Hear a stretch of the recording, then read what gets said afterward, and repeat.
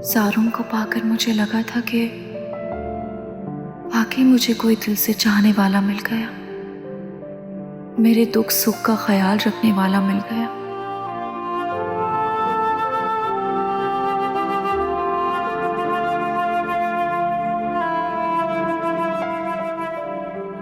मगर वो भी मेरी खाम ख्याली थी।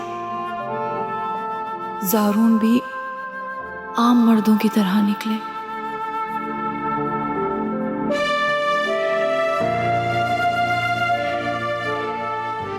मुझे उम्मीद नहीं थी कि ज़ारून इस सोच के मालिक होंगे। उन्होंने मुझे मेरी ही नजरों से गिरा दिया।